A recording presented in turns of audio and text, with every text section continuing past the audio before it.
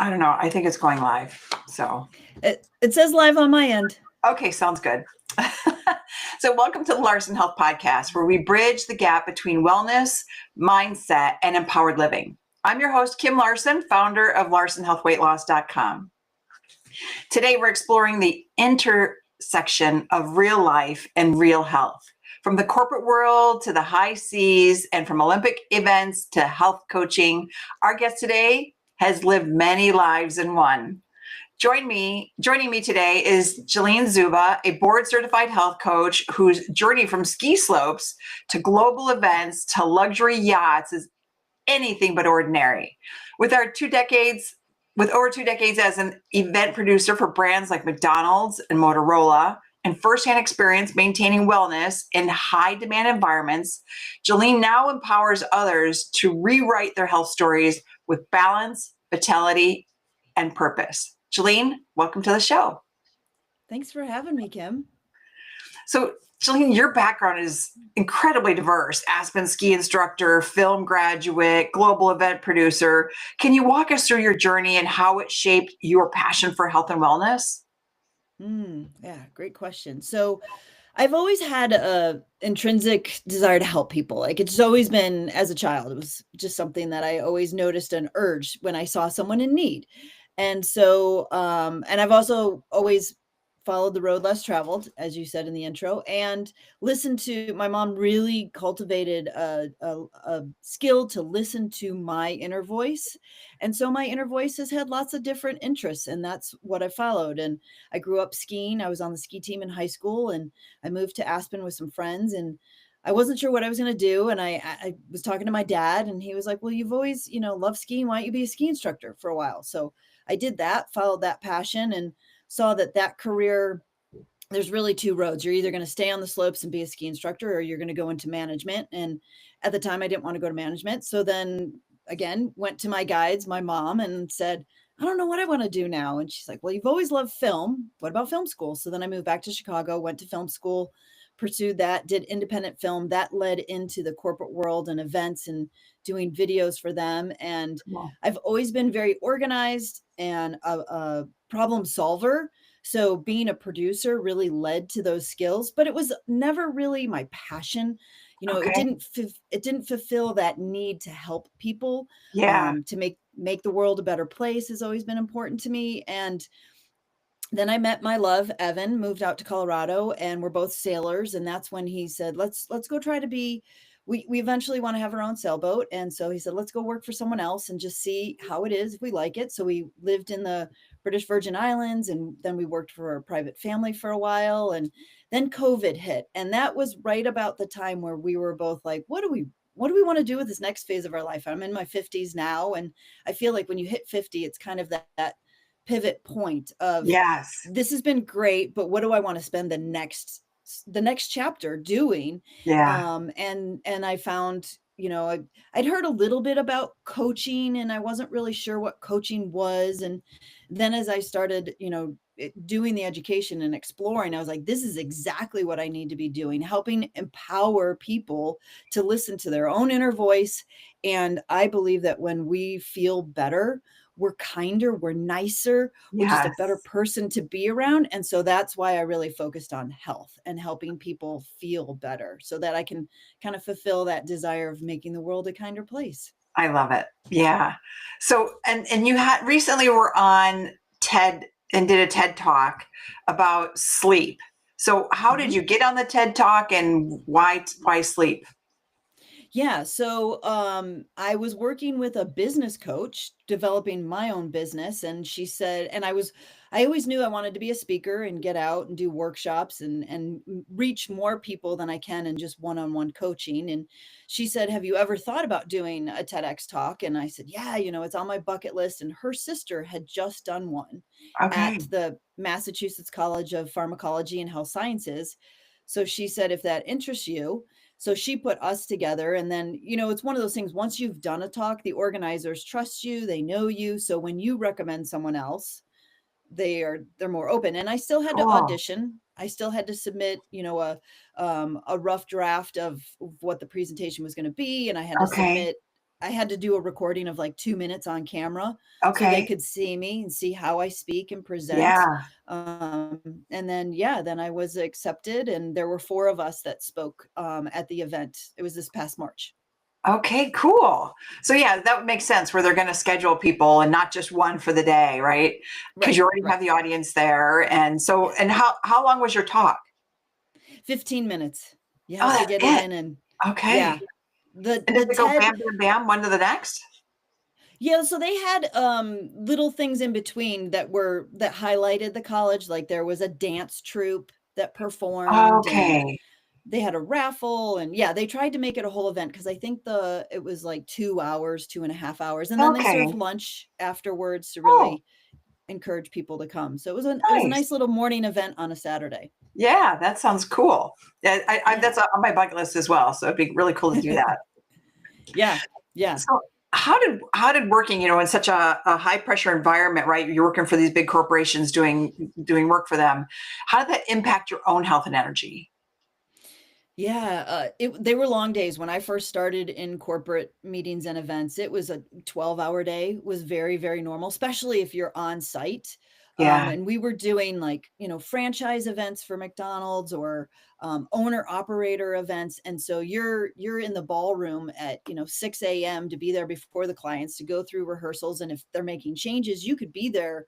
There were some nights I just got a couple hours of sleep. And that just Wow. really, I noticed that I not only couldn't I function, I couldn't see, like, there was one day I had to stand at the podium and read the paper for the audio guys and the lighting guys. I had to just stand in, and we were in Italy, it was for the Olympics, and I was trying to read the paper, and the words were literally jumping around the page because I was so sleep deprived. Wow. So that's when it really started to dawn on me, like, there's an impact, how we eat, how much sleep we get, how much exercise we get. And yeah, that is probably the one of the severest environments, because you don't have time, and you Yeah. don't get to decide what you eat, you don't get to decide your own schedule, you're working for someone else, and all of that has to be ready to go. There's a hard deadline, so high stress as well. Yeah, Yeah. and I just really noticed that I didn't feel great. I'd come home and like sleep, and and then it's like you want to just kind of go overboard of like, I want to eat what I want to eat and do my own thing. And Yeah. then I started bringing in, I realized that this is not sustainable. This is not going to be a good outcome. I looked at people who had been in the industry, who were older than me, and that's when I started to develop more of a workout routine that I could take on the road, that I could do in a hotel room. Talking to the planners to, can we get some more salads or fruits and vegetables, less carbs, less Yeah. processed foods. The sleep was always challenging because that's, you got to work. So, Yeah. And you got to work. And um, then when do you work out when you're only getting 2 hours sleep? you know? exactly. Yeah, and you really do have to, you have to kind of gauge like what's more important right now. Is it the sleep or is it the workout? And now that I've really focused more and coach people on sleep, I know that sleep is, it's the commodity that So we really important. can't, yeah, you Yeah. can't fake it. Yeah, like I don't like to go to movies at 7:30 at night because by the time we're done, it's Yeah. 10 o'clock or later. And I'm usually washed up for bed by 9 because no matter what happens, I wake up at 5:15, 5:30, 6 o'clock, whether I go to bed at 2 in the morning or whether I go to bed Yeah. at 9 o'clock at night. So I might as well go to bed at 9. Yeah. Now, Get granted, the sleep. I miss the fireworks, I miss things like that, but I want to stay on a schedule because sleep is so important. Otherwise, I can't think straight. I don't function well, right? You need your sleep. And I only need six and a Yeah. half to 7 hours sleep and I'm good. Yeah. Everybody's Yeah, a lot of different. people, everybody is different. And there are rare people who can function on that 4 hours. Yeah. There's only a few people in the world that can actually do that. But yeah, your chronotype, your body type is, you wake up naturally, like we were made to do, to be awake during the day and sleep Yeah. at night. Yeah. Yeah. So at what point did you realize that, health coaching was the next step in your story? That was, in my 50s when we were doing the boat thing and we were living in Europe and we were loving it and that was great, but we also knew that wasn't how we wanted to spend the next 10 years. Okay. Evan and I are very much like you and Rob, like we're constantly talking about what's working and where do we see ourselves in 5 years and 10 years. Yeah. And we did not see that long term. So that's when I started to really go, okay, at this point in my life, what do I really want to do? And it was help people. And then, Wow. yeah, then the coaching, because coaching is not a lot of people understand. Coaching isn't telling someone what to do. Coaching is bringing out what that person naturally is interested in or wants to do, and then really supporting that environment for Yeah. success. Because if I tell someone what to do, it's not as likely to have long-term sustainable success. Whereas I say, Yeah. well, what do you enjoy doing? I like to call it movement of joy versus exercise because we all have the kind of that negative Yeah. thought around Connotation. exercise. Yeah. And so, yeah, then health just, was the next, it made the most sense to me that that's what I would coach people in because that's what I'm passionate about is we all feel better. I want to feel better. I Yes. want people to feel better. No doubt. So, what was it like transitioning from the world of global events to one-on-one coaching? Well, that thankfully was kind of slow because I moved from Chicago where I was doing that to Crested Butte and I was doing events in Crested Butte. I was a race director for sporting events. So it was kind of Okay. a shift down, from corporate to sports was nice transition. And then we went to the boat where it was all about, food and beverage and hospitality. And then that led into health coaching. So it was a gradual transition. Okay. And are you still doing that today? You're still coaching one-on-one? Yes, coaching Okay. one-on-one, group coaching. I do workshops for corporate. I work with HR directors for employee wellness, Okay. doing workshops on sleep and blue zone is my hot topic right now, talking about Okay. the lifestyles of the blue zones of the world. Um, and then, yeah, speaking engagements. So kind of, So, doing a few different things. how have you gotten in with HR, for teaching all those things for corporate I women? joined SHRM, which is the Society of Human Resource Managers. Okay. There's a couple different organizations that HR directors or employee benefits directors are members of usually. And Okay. so I joined those and started going to events, networking, meeting people. Cool. I offered to speak. A lot of times you start doing this for free. You offer to speak at some events, and then that branches out, and people want to hire you.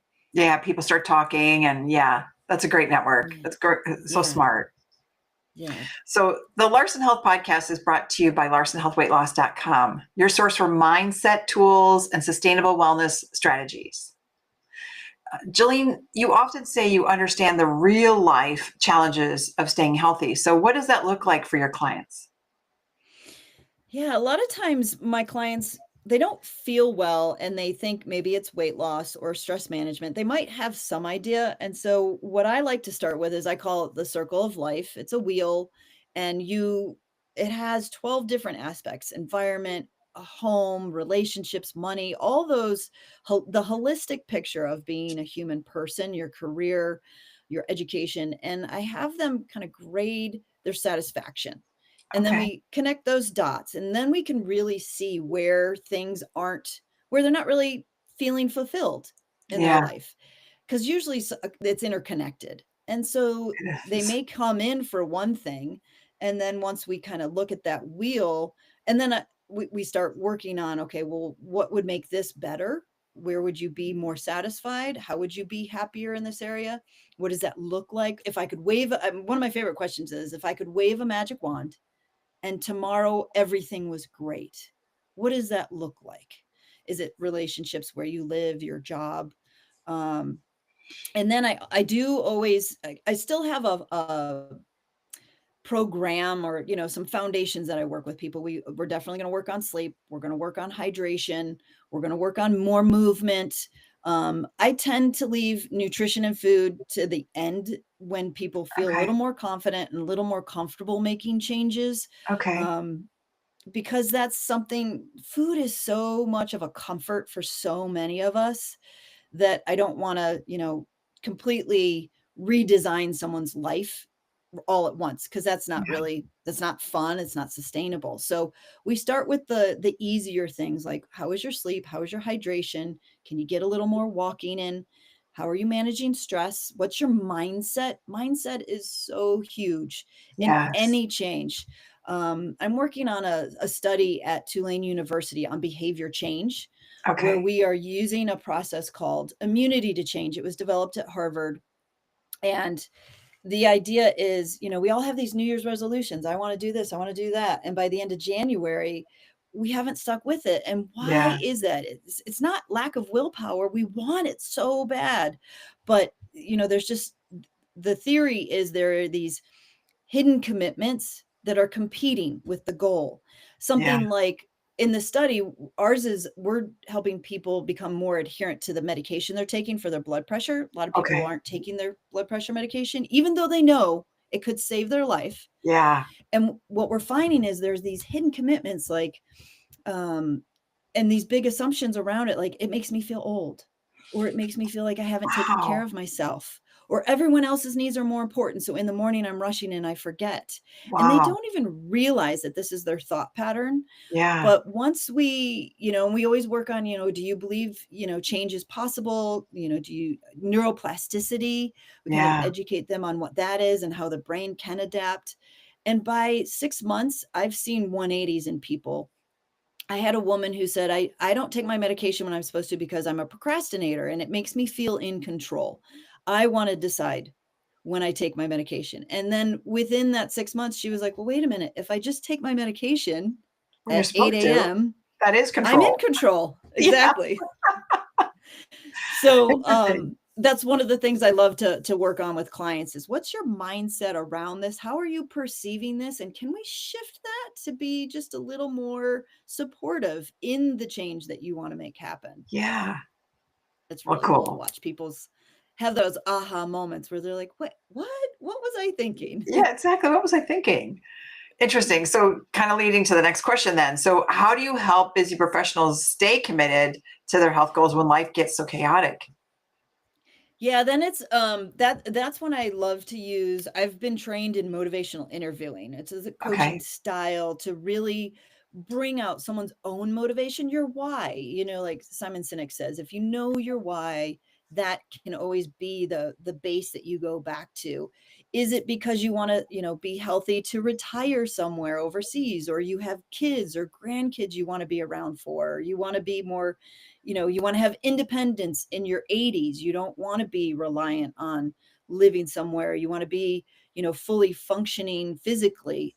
I like to talk to people about that. Their why. Why do you want to feel better?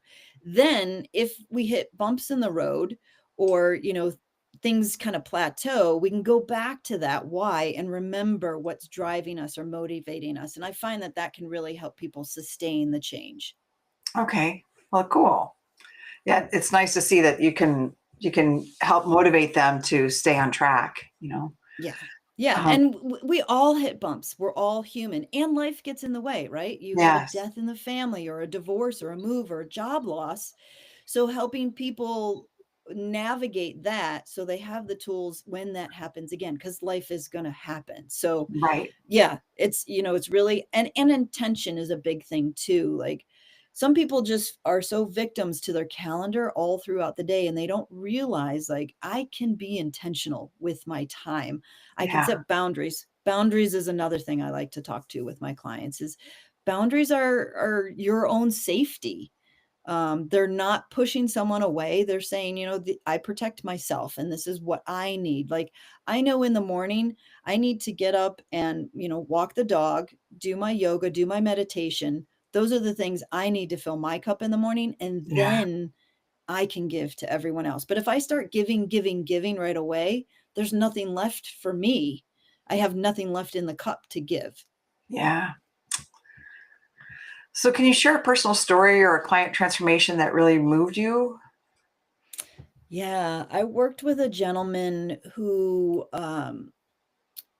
it was interesting because he came to me because of my sleep, but then as we started to really dive into it, he ate pretty healthy, he worked out, but there was just like that, it was like that extra 10 pounds he just couldn't quite get rid of, and couldn't Okay. quite, was doing all the things.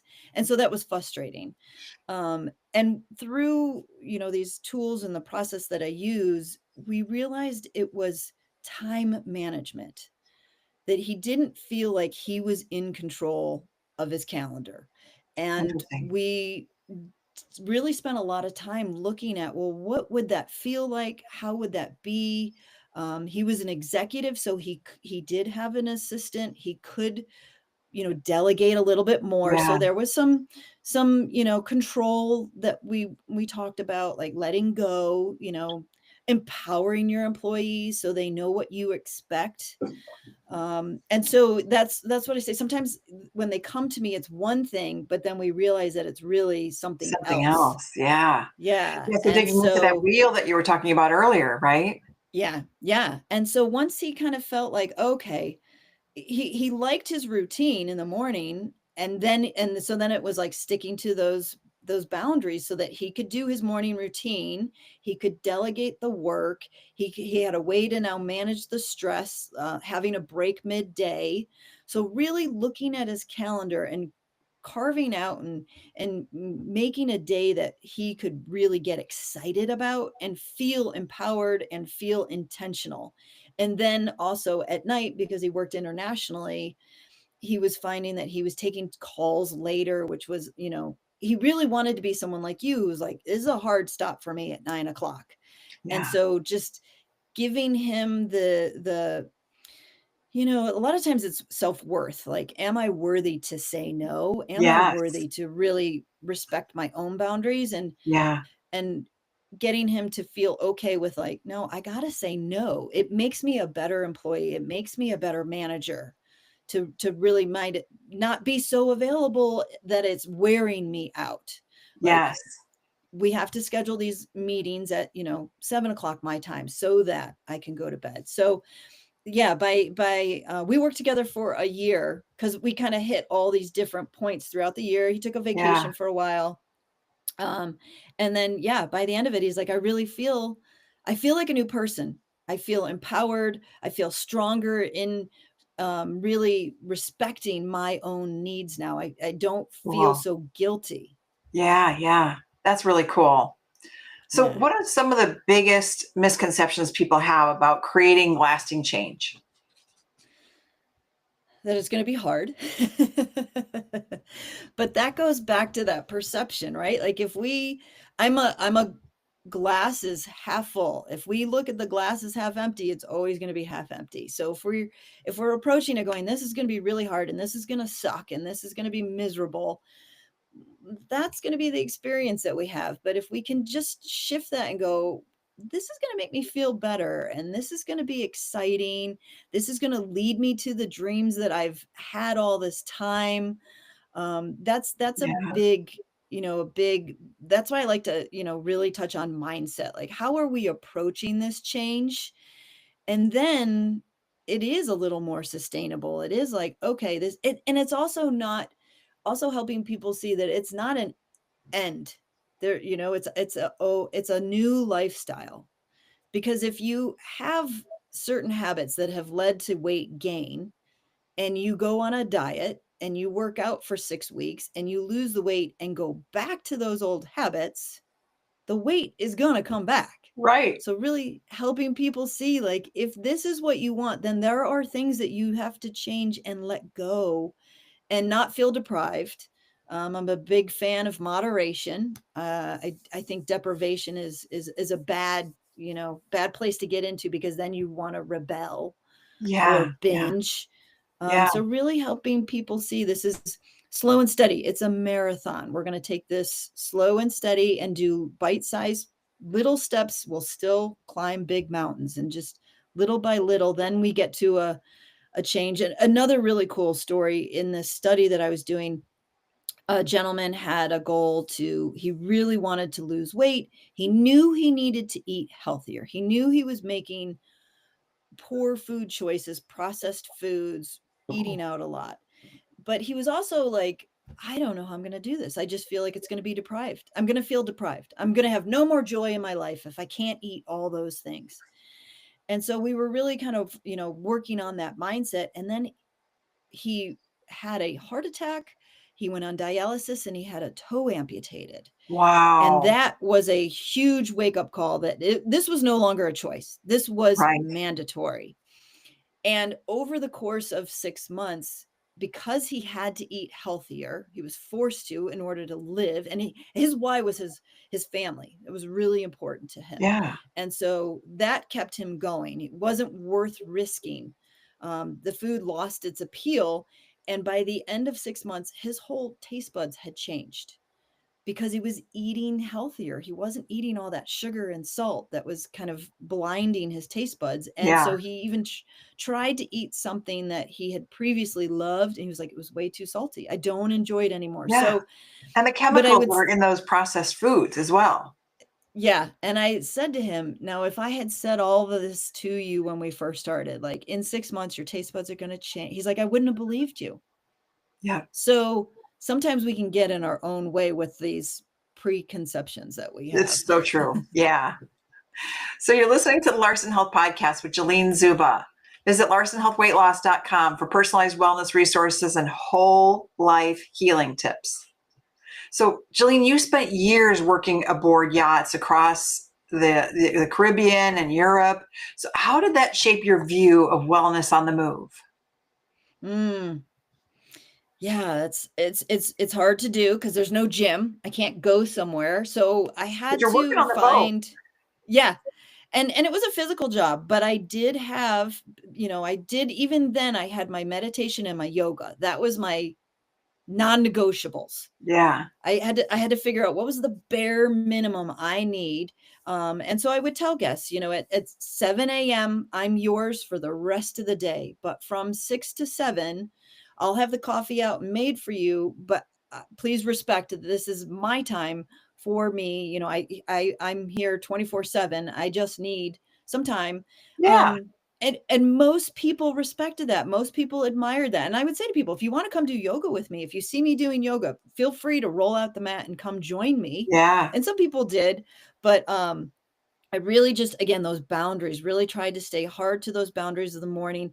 And I Excellent. have found too, consistency is so important. And so there are days, even now, there are days where I only have 5 minutes to meditate and I only have like 5 or 10 minutes to do some stretching, but I still show up for myself.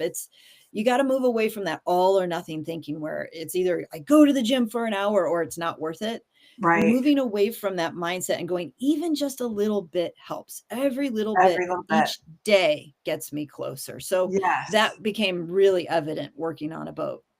That's great. Yeah, and the fact that you actually know that it's so important to take the time for yourself, because it truly is. Like when I was younger, I didn't necessarily take the time for myself, but there was some shift, I think, in my 40s that was like, you know what, I am so worth it, and I am going to take the time when I need it. So Absolutely. Yeah, we're so yeah, used to taking care of everyone else and my needs come last. And I think that there's like you said, a shift that happens in the 40s. I don't know whether it's because, for moms, kids have moved out, or we just, maybe it's perimenopause and our whole mindset has shifted. yeah, But yeah, we do start to, and that's why I like to work with clients who are in their, 40s and 50s, because there is this reality and big awareness that shift. I got to take care of myself, or I Yes, won't be able to take care of anyone else. or yourself for that matter. Yes. Yeah. Yeah. So, what tools or daily practices, do you recommend for people juggling full schedules and responsibilities? I'm a big fan of meditation, or some spiritual, for some people, it might be prayer in the morning, but doing something first thing in the morning before you pick up your phone, before you start interacting with anyone. I like to meditate like at that time because we're still kind of sleepy and our brain's still in that, more of the theta waves. And so just even 5 minutes, or if someone's just starting out, 1 minute, just 1 minute of closing your eyes and breathing, to help just get centered and kind of recalibrate everything. And before you start getting frantic and hectic.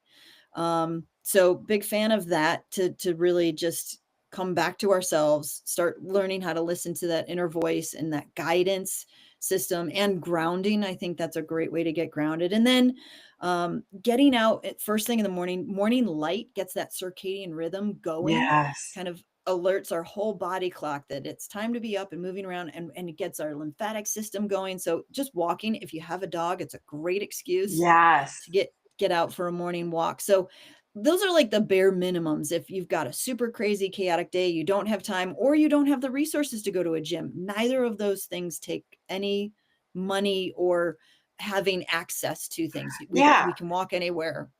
And you can do push-ups, you can do sit-ups, you can do planks. None of that costs anything. You can do that in your home anywhere, right? I mean, just get moving, use your body weight. I advise that to my clients all the time. I'm like, you can, get stronger and stronger just by using your body weight. Absolutely. Yeah, you start out doing one push-up, and then can you do two push-ups, or Yes. like, like you said, 10-second plank, then you build up to a 20-second plank. It's Yes. incremental, don't Yeah. try to do this all or nothing. Don't say I'm going to go for 30 minutes the first time out of the gate, because you're risking injury, you're risking burnout, you're risking overwhelm, and then you're not going to want to do it anymore. So Right. big fan of baby steps, baby steps. Yeah. Do this, do that, whatever you like to do it, So how do you help your clients like connect to their why in the middle of burnout or overwhelm? That's where the motivational interviewing questions, what would make life more enjoyable for you? What inspires you? Who is someone that's inspired you, or who was a role model you looked up to? And what was it about them that you really admired or aspired to be like? So asking some insightful questions to really get someone thinking about what does motivate them. Because for a lot of people, no one's ever asked them those questions. Yeah. No one, I work with a lot of people pleasers. Everyone else's needs are more important. And then I say, well, what do you want? And I get it. I don't know. I don't know. No Is one's that ever asked me. interesting? So Wow. it sometimes takes cultivating, just kind of coming at it from a couple different angles. And like I said, really, if you can get some really strong, evoking questions. And sometimes they have to go, I'm sure you experience this too. Sometimes you have a conversation with someone and they have to go marinate on it. Yeah. Oh, They yeah. have to, like, it comes back to them later and they're like, you mentioned this and then I thought about it. So it might not happen right there at that moment, but Right. you kind of stoke the fires, get Yeah. them thinking about it. And then they think about it and then they come back. And then I always try to, in the next session, like, what's new and good that happened since the last time we talked, or what have you learned about yourself, or what's made you feel young and vibrant in the last week? And then that can give them some kind of time to reflect and start I love getting it. into that exercise. I love it. Yeah. What a great way to speak with your clients and help bring out what they need to learn about themselves. Yeah. So Yeah. you talk a lot about balance, especially with yoga and meditation, not just in diet and exercise, but in mindset, right? So what does that balance look like day to day? It's a really great question. I think that's like, the eternal search is, what does that look like? For me, I kind of like to bookend my day. So it's in the morning, as soon as I wake up, what am I grateful for? What's one little thing that I'm grateful for? And then throughout the day, that's gratitude is kind of my antidote. If I start to feel sad or worried, I try to go, okay, well, what am I grateful for? What's one little thing? And it can even be like, I have my favorite pink pen that I get to write with. Doesn't have to be something major. You found a Right. parking spot, a friend called you. And then at the end of the day, I try to reflect what happened today that I'm grateful for. And again, it's all that perspective. Because if I reflect on the day, well, what went wrong, or what Yes. sucked, or what didn't go my way, or how did someone hurt me? Then I'm going to fall asleep thinking about those things. But if I can reflect on the day with that lens of what went well, what am I really proud of? What am I grateful for? Then I can fall into that sleep that, we said is so, so important. So for me, that's how I try to keep my balance. And I try to, remind clients that just being present, and meditation is what's helped me be much Yes. more present from moment to moment. And that's where I can find my balance, when I can just take a moment to go, oh, how do I want to respond to this in this moment? Is this something that's worth getting worked up over, or is this something that might work itself out? When did you find when did you find meditation? Was it from a young age or later in life? It was actually not long after my mom passed away. So that was Okay. a big, big transition. I was only 44 at the time. And I was She died way also, too young. yeah, she was 72. And so I was also working with a friend who was really stressed. She was in a very high stressed corporate environment. Okay. And I kept telling her, meditation's really, I had our good dear friend Fran was actually the person who introduced me to meditation in my Okay. 20s. I still have a notebook. She took me to a meditation center in Chicago, and I was like, I took to it like a fish to water. It was amazing, but it didn't stick with me. Those were my early 20s, and I was doing yoga, so I understood Yeah. kind of the connection. But it was this friend was just so stressed, and she had to travel, and I was like, meditation's great. Meditation's great. And then I heard myself, I was like, wait, I'm preaching meditation to someone and I'm not doing it. Yeah. And That's I'm so someone, funny. if I'm going to talk the talk, I got to walk the talk. So that's when I started. And I started using, I recommend guided meditation to begin with, to learn the lesson, to learn how to Yeah. do it, to learn that there is no wrong way to do it. And I found Andy Puddicombe had just started Headspace at the time. Okay. And I also say to people, if you're going to do guided meditation, find a voice that you like. Yes. Because if you're like cringing the whole time, you're not going to be able to relax You're not going to enough. want it. Yeah. Yeah. And so I started doing Headspace, and I started on 1 minute every day. And I found, as I did that over a month or two, I started to crave more longer time sitting. So that led to 5 minutes, that led to 10, and 10, like I said, there are days when five's all I have, but 10's Yeah. kind of my bear. And Okay. I'm not perfect. I wish I meditated every single day. I wish I could say that I was that disciplined or that devoted, but there are days like I haven't meditated yet today. So Okay. I will go do that when we get done. But and there, I would love to be meditating multiple times a day. There are people who do it in the morning and in the evening. So yeah, it was, kind of sharing it with someone else what the benefits were, and then realizing, well, I should be talking about this. Yeah. I should be Yeah. doing I it. actually do it when I'm getting ready to go to sleep because I Mm, always get tired or sleepy when I meditate. So I yes. started, it helps me fall asleep. I usually Yeah. fall asleep within 15 to 20 minutes. So that's about how long I'm meditating. So Perfect. That's yeah. great. And then I find with you, do you find that your sleep is much more deep and beneficial and rested, and you're not stressed? You're not having Yeah. nightmares. Yeah, I rarely have stress now. When I was in corporate sales, I had a lot Yeah. of stress, Yeah. whereas now and I'm hopeful to get back into working again because I feel like I retired way too young. But yeah, so I'll figure it out. I might work at the bread works, or I love construction, so I might work in that industry. So we'll see. Um, we'll see what I get, right? I do think there Yeah. is ageism when you try to find a job and you tell them that you've been working since 1997. They're like, what? Yes. Yes. Yes. Or I'm even, hoping though that there's going to be a shift back to like, well, that person brings so much world perspective and yes. experience to it, like, Yeah. so yeah, I get ageism, unfortunately. Yeah. Yeah. Unfortunately, it's truly happening. I mean, you can't sue them for it or anything because it's not, you don't know for sure. Nobody Right. ever says, but yeah, I mean, and there's some like, I don't even get a call back. It's like, but you still have a sign up that you want somebody. So Right. Right. yeah. All right. So this It's segment, hard. it is hard, yes. So this segment of the Larson Health Podcast is sponsored by LarsonHealthWeightLoss.com, where science meets real life wellness solutions. So we're here with Jalene Szuba talking about health. So Jalene, what does thriving look like for you today, personally and professionally?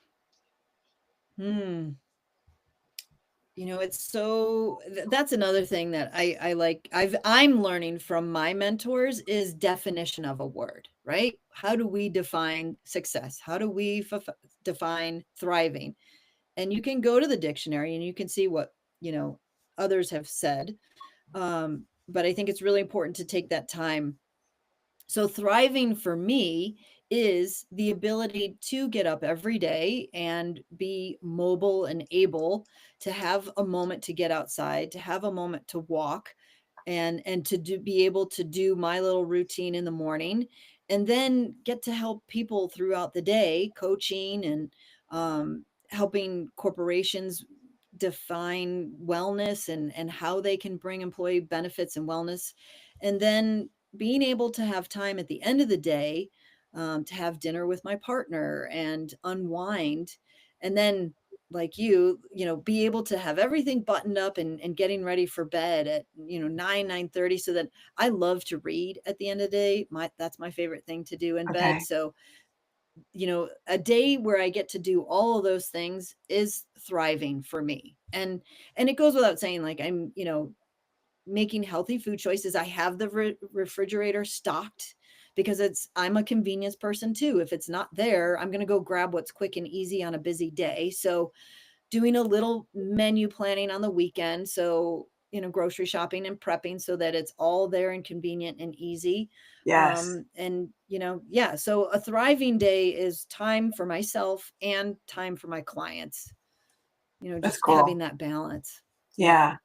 Yeah, one of the things that we did was we got a garden going. We bought some planters, and so that we have certain foods that we eat all the time. Like we love to have salad with grilled chicken thighs or grilled chicken tenders, that we've marinated overnight. Or we have, a chili or some red sauce, and we pull some of the spinach, or we pull the onions from our garden, or the organic berries from our garden, and Yeah. we just love it. And we planted a bunch of potatoes, and we finally got like one big potato, and we shredded it up, and we had it. It tasted amazing. It was I've Amazing. never tasted a potato taste so good before.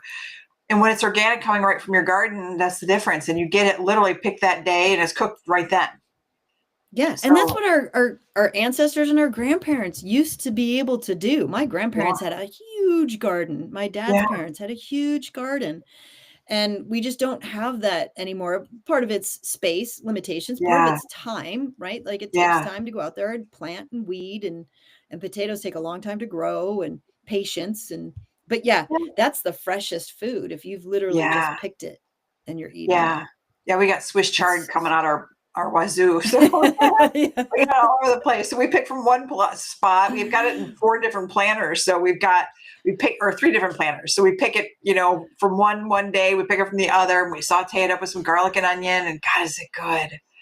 So Yeah. good. Yeah. So anyhow, We're in Crested Butte, our growing season is so short. We have frost up almost until Father's Day in June. And then wow, like I've tried to do basil, and it'll get so cold at night, end of August, that so it's really hard to grow. Like we can grow lettuces, things that grow really, really fast. yeah, But here, and when I'm in Denver, it's much longer, it's much warmer.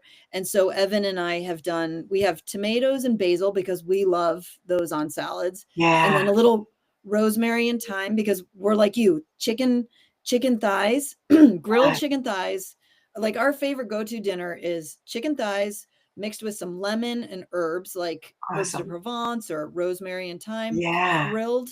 And then I love like grilled zucchini, a grilled onion, maybe a pepper. yeah, That's like when I don't have time for anything, or I can't think of what I want, that's my go-to dinner. yeah, Something on the yeah. grill.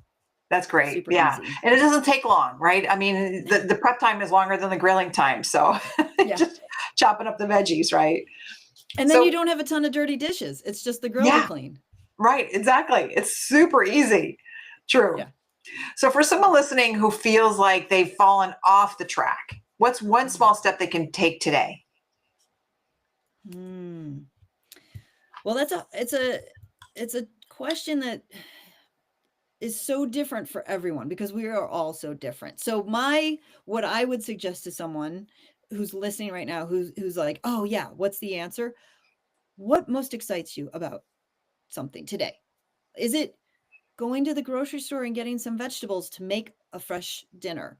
Or is it adding walking into your day? Or is it maybe exploring meditation? Or is it taking a yoga class? What's going to get you excited about taking that next step?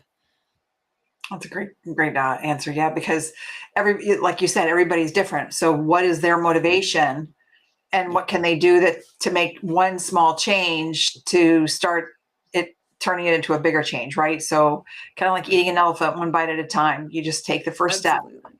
So, Yeah. Yeah. so And start with what excites you.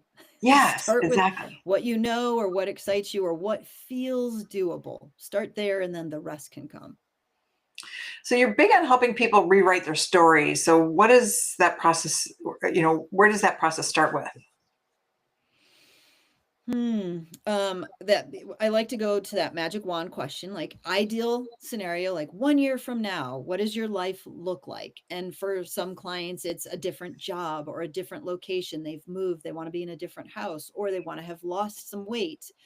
Um, and so let's start there. Like, what is an ideal, what would make you really, really happy? If we could just click our fingers, what do you think is going to provide that happiness for you? And then we work back from there. Is how do we get there? Then we kind of plan out, as you know, weight loss doesn't happen overnight. We didn't gain weight overnight. It's 1 to 2 pounds a week. It's going to be a slow process. So if Yeah, someone says to me, I want to lose 50 pounds, I say, okay, well, let's think about this. That's a year's commitment. Can you stay committed? Can you accept that this isn't going to happen in, tomorrow? And so then yeah, let's break it down. That means 25 pounds in 6 months. That means, 10 pounds in a few months. Like, let's break it down into bite-sized, manageable goal milestones yeah. to then get to where we want. So yeah, looking at what's the ideal and then what is it going to take to get there. So how do you navigate people wanting to do, drugs to help them lose weight and get that quick fix that really isn't a Mm, long-term quick fix or a long-term fix, right? It has its problems. right. So how do you navigate I that? Yeah, and I do work with people in the 2 lane study that have been prescribed some it's diabetic, and some it is for weight loss. And as a coach, my job is not to tell you what's right or wrong. My job is to help you accept the decisions that you've made and be, if that's working for you and that makes you feel comfortable. Okay. Um, but I also would not advise someone to go in that direction because to me it feels like a band-aid and we're not addressing the problem. Right. The problem is the lifestyle choices that you're making.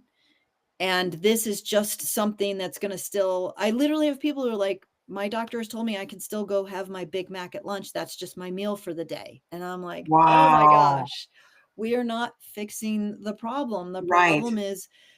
And it drives me crazy because a lot of the doctors who are prescribing this aren't also advocating to work with a health coach or a dietitian or someone that can educate you to make better lifestyle choices because hopefully you get off this medication and your lifestyle will support.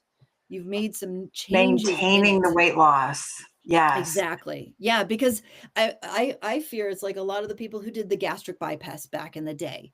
It was great for a while and they lost all this weight, but they didn't change anything. And so Right. then they went back to their, like we've said, you go back to the old behaviors and the old you is going to come back.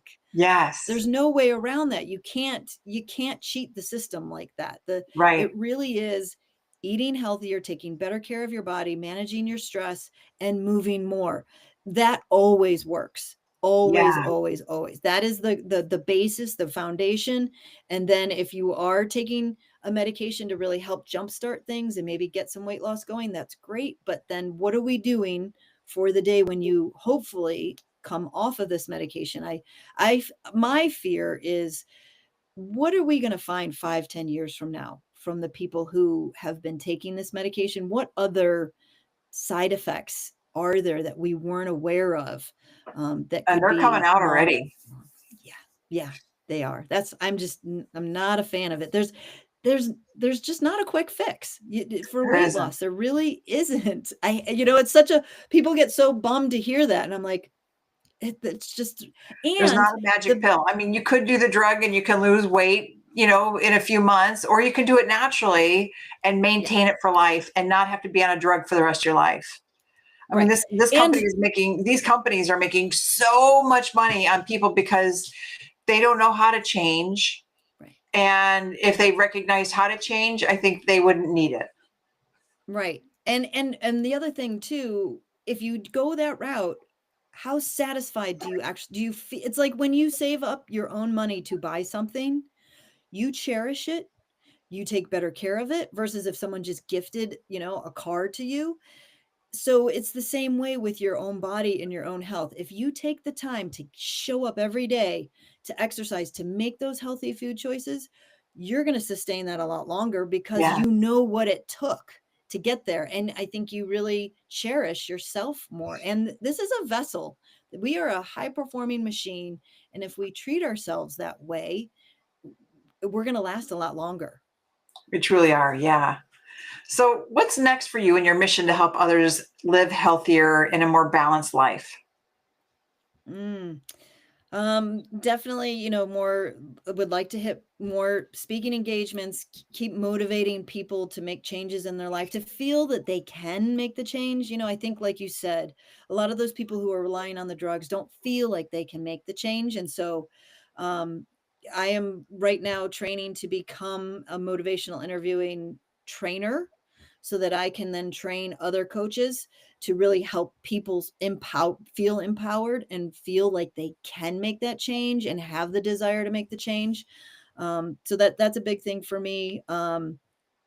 And possibly going back to school so that I can teach in an academic setting, in a Cool. university setting. I don't have my master's degree, so that's a requirement. So I've been thinking about Yeah. that. In behavior science probably is what I would go study. So Okay.